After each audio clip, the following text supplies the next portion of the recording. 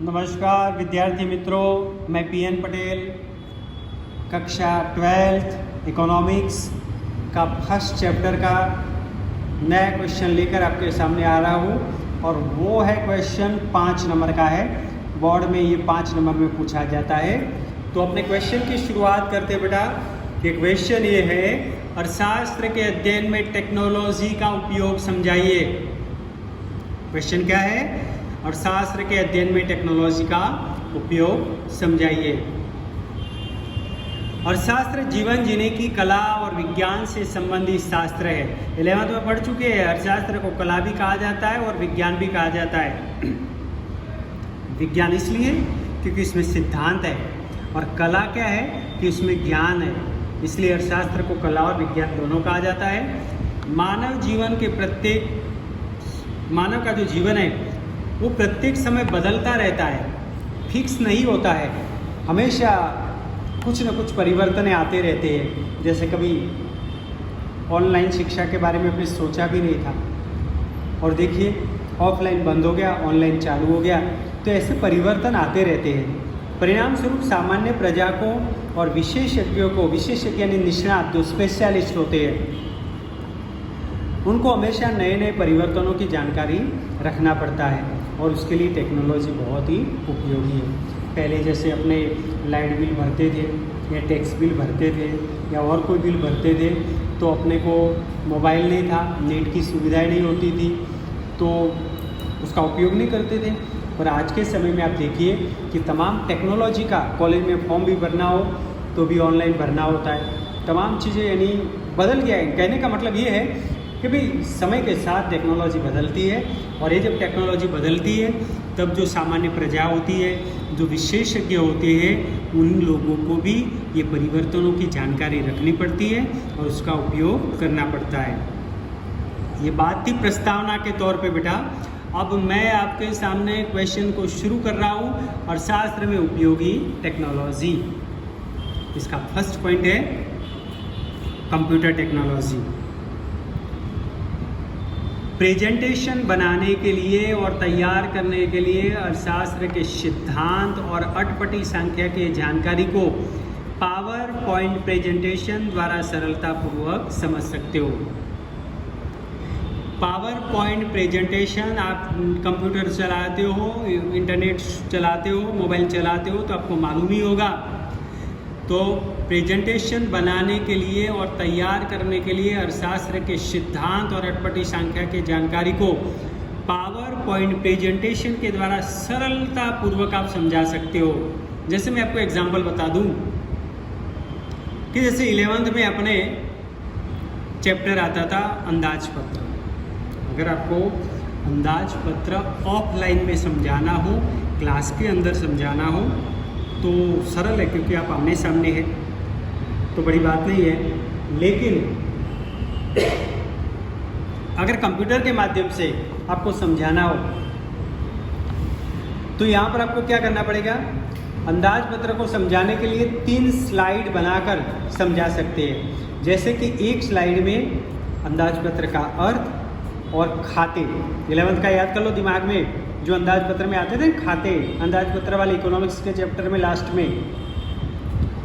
दूसरी स्लाइड में खातों की जानकारी और तीसरी स्लाइड में देश का अंदाज पत्र दर्शाकर पूरे प्रकरण को सरलता से समझ सकते हैं और याद भी रख सकते हैं। अंदाज पत्र का मीनिंग तो आप समझते हो ना? अंदाज पत्र यानी बजट।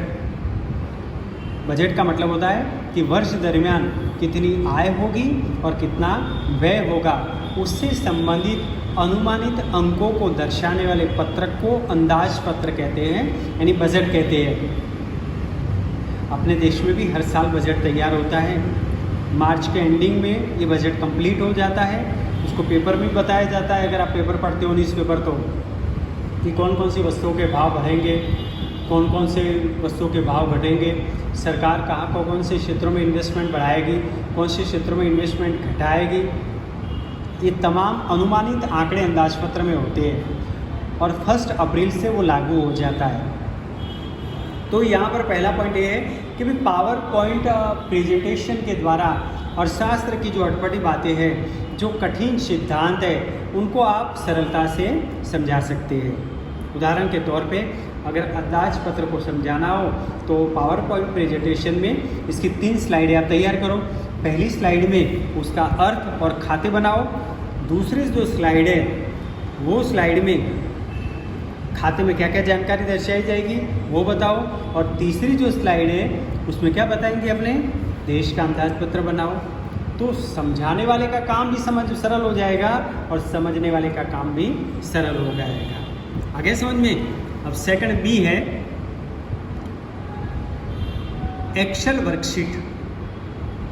अर्थशास्त्र में बड़े पैमाने पर सांख्यिकीय जानकारी का उपयोग होता है। संशोधन करने वाले विशेषज्ञ अत्यंत बड़े पैमाने पर सांख्यिकीय जानकारियों की जांच करते हैं। जैसे कि जब छोटे उद्योगों के द्वारा उत्पादित चीज वस्तुओं को अध्ययन करने बैठते हैं तब असंख्य वस्तुओं का उदाहरण मिलते हैं। इस प्रकार की जानकारी कंप्यूटर प्रोग्राम की एक्सेल शीट में रखकर उसका योग, औसत, सहसंबंध, विषय का मूल्य इत्यादि जानकारी मिनटों में प्राप्त कर सकते हैं। और एक्सेल शीट ये संख्या की जानकारी को प्रोसेस करने का एक प्रोग्राम है। जैसे कि अगर आपको देश में छोटे उद्योग कितने हैं या बड़े पैमाने के उद्योग कितने हैं, अब उससे संबंधित आपको जानकारी प्राप्त करनी हो तो एक्सेल वर्कशीट प्रोग्राम में आप जाओगे तो कितने उद्योग है, उसका औसत कितनी है, उसका सहसंबंध किसके साथ है, उसका मूल्य कितना है, उत्पादन कितना है, बिक्री कितनी है, वो तमाम जानकारी आपको प्राप्त हो जाएगी। तीसरा पॉइंट है, बहुत इजी है, आकृति और आलेख बनाने के लिए प्रोग्राम।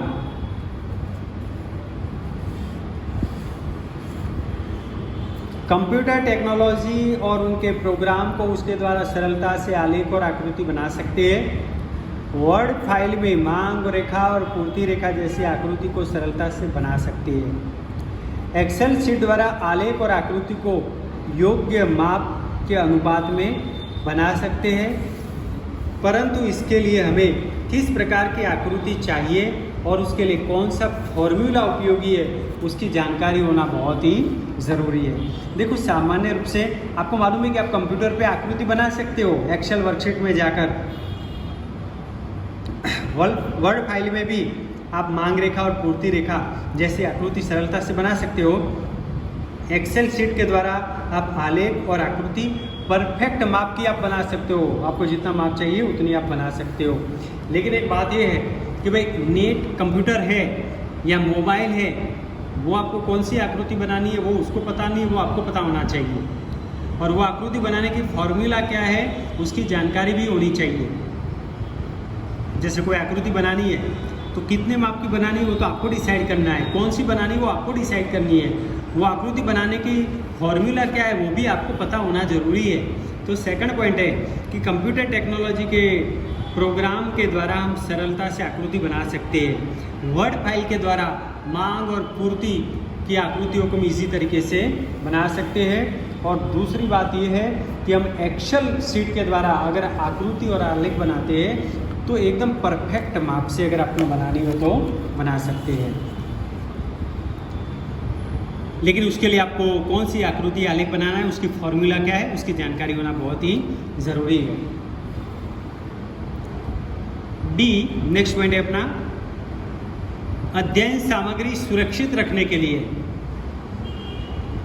अर्थशास्त्र के अध्ययन हेतु असंख्य सामग्री की जरूरत पड़ती है। उच्च अभ्यास और संशोधन के लिए आवश्यक सामग्री अनिवार्य है। इस प्रकार की सामग्री को नोटबुक या किताब में सुरक्षित रखने के लिए योग्य स्थान और देखभाल जरूरी है, क्योंकि नमी, दीमक, कीड़े मकोड़े इत्यादि से नुकसान होने का भय है। जैसे कि उदाहरण के तौर पे जो बड़े बड़े विशेषज्ञ हैं, जो बड़े बड़े साइंटिस्ट हैं, अगर वो कोई संशोधन करने बैठते हैं तो इनको बहुत सारी जानकारियों को प्राप्त करनी पड़ती है। अब ये जानकारी, जैसे कोई इतिहास के बारे में संशोधन कर रहे हो तो उसके लिए आपको इतिहास के पुराने साहित्य किताबों की आपको ज़रूरत पड़ेगी। अब पहले के समय पर क्या था, ये सारी जानकारी किताबों में होती थी और नोटबुकों में होती थी। अब ये जानकारी को सुरक्षित रखना, देखभाल रखना, उनके योग्य स्थान पे रखना बहुत मुश्किल वाली बात थी, क्योंकि इसमें क्या किताबों में तो नमी लग जाती है, दिमक लग जाती है। दिमक यानी समझते हो, उधई लग जाती है, उधई कहते हैं अपने गुजराती में, गुजराती शब्द में। कीड़े मकोड़े इत्यादि से भी नुकसान होता है। और कई बार तो अपने देखते हैं अपने घर में भी जो पुरानी बुकें होती है, लंबे समय से पड़ी रहती है, तो वो पेज एकदम ख़राब हो जाते हैं। जैसे तुम खोलने जाओगे तो पेज फट जाता है। लेकिन इस प्रकार की सामग्री को कंप्यूटर में सुरक्षित रख सकते हैं, जैसे कि हार्ड डिस्क, पेन ड्राइव इत्यादि में। आज के समय में सामग्री को सुरक्षित रखने के लिए ड्रॉप बॉक्स, गूगल ड्राइव, डिजी लॉकर्स इत्यादि का उपयोग होता है। ये सब सामग्री को संग्रह करने के एक साधन है। बाकी साधनों का पता हो या ना हो आपको, लेकिन हार्ड डिस्क और पेन ड्राइव के बारे में तो आपको मालूम ही है कि वो सारी जानकारी आप पेन ड्राइव में ले लो तो आप सरलता से उसको कहीं पर भी ले जाना हो तो ले जा सकते हो, सुरक्षित रख सकते हो। तो कंप्यूटर यानी इंटरनेट कहाँ पे आपको उपयोगी बनता है कि अगर जानकारी किताबों में हो तो नुकसान होने का भय रहता है, लेकिन अगर इसको ड्रॉप बॉक्स में, गूगल ड्राइव में, डिजी लॉकर में, पेन ड्राइव में, हार्ड डिस्क में अगर ये जानकारी रखी जाए तो बहुत सुरक्षित रहती है। इसलिए कंप्यूटर अपने लिए बहुत ही उपयोगी है। और लास्ट पॉइंट है अपना है अन्य साधन। आंकड़ा शास्त्र को एडवांस प्रोग्राम जैसे कि स्पेस है, SAS है, सेजाम है इत्यादि असंख्य जानकारी के लिए सांख्यिकीय गणना करते हैं। ये जो प्रोग्राम है, कोई भी आंकड़ा की जानकारी होती है तो अपने आप कंप्यूटर चलाते हो या तो मोबाइल चलाते हो तो उसमें अपने जो गणना करनी होती है, कैलसी खोलते हैं तो फटाफट कैलसी के आंकड़े आपको जैसे प्लस करना हो, माइनस करना हो, बटे करना हो तो वो आ जाता है। वो क्यों आ जाता है? ये प्रोग्रामों के कारण। तो कंप्यूटर में ऐसे बहुत एडवांस प्रोग्राम है आंकड़ा शास्त्र के। अब इसमें ये प्रोग्राम है जैसे स्पेस है, SAS है, सेजाम है इत्यादि है, संख्या की जानकारी गणना करने के प्रोग्राम है। अब ऐसे प्रोग्राम बाज़ार में ऊंची कीमत पर प्राप्त करना पड़ते हैं। ऐसे जो सॉफ्टवेयर होते हैं आपको ऊंची कीमत पे खरीदने पड़ते हैं। संशोधन करने वाली संस्थाएं ऐसे प्रोग्राम खरीद कर भी उपयोग कर सकती है, लेकिन कुछ सॉफ्टवेयर इंटरनेट के द्वारा कीमत चुकाए बिना प्राप्त कर सकते हैं।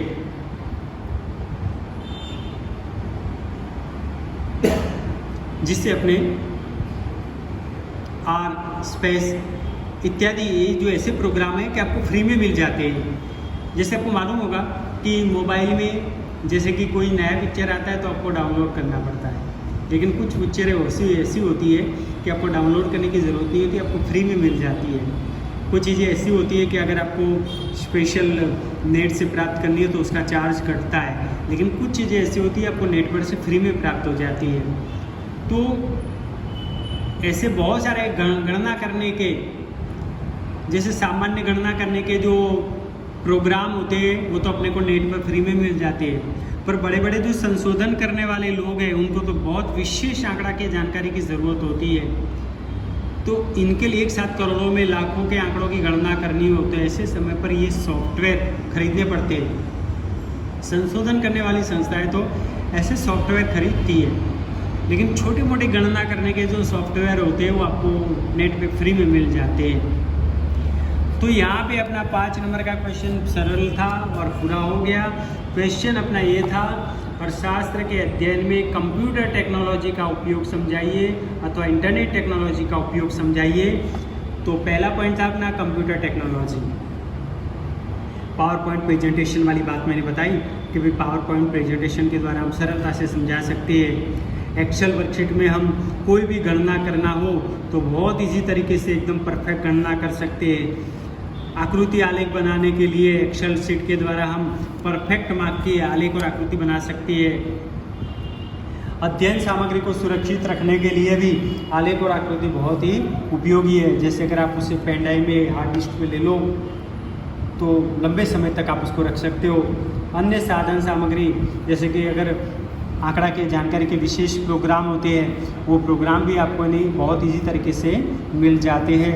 कुछ फ्री में मिल जाते हैं, कुछ चार्ज चुकाना पड़ता है। तो यहाँ पर 5 नंबर का क्वेश्चन ख़त्म हो चुका है। धन्यवाद। अब नए क्वेश्चन के साथ मैं फिर से आपके सामने आऊँगा। बाय।